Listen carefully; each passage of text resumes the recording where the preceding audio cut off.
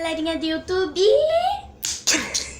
Então, Cadê o slime de eu verdade? vou mostrar minhas slimes, só que uma tá boa e a outra tá ressecada. Vou mostrar a primeira boa, né? Claro. Essa é a boa. Na verdade foi meu pai que fez, né?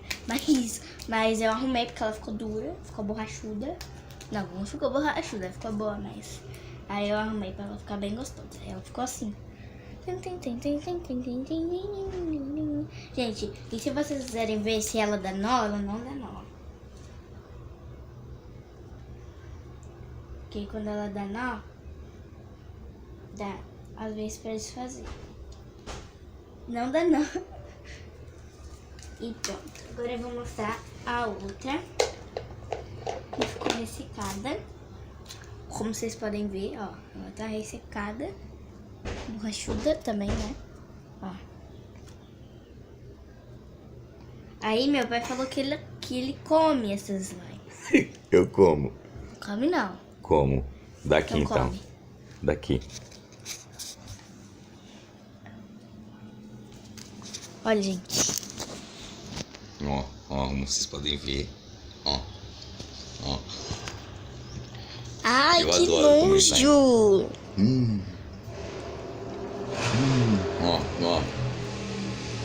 Ah, você tava lá Ó. fora. Eu como com tudo. Ó. Delícia, Meu Vidal. Deus. É cola, basicamente.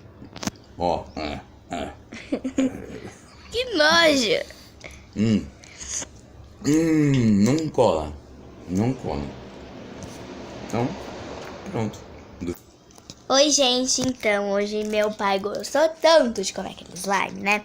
Que aí eu falei pra ele, então vamos comer outra. Ó, quer dizer, come outra. Agora é você que vai comer. Ah, não. Tosta.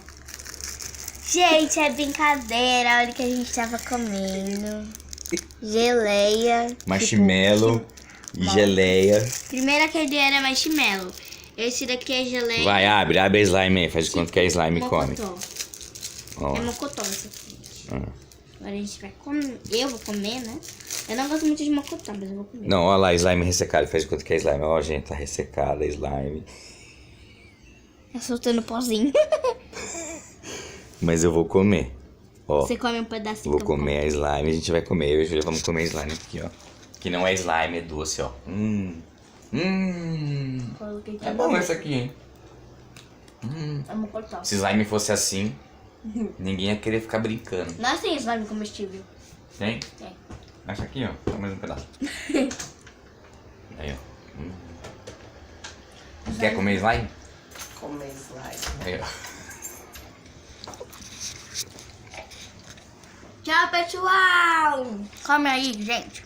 Nham, nham, nham.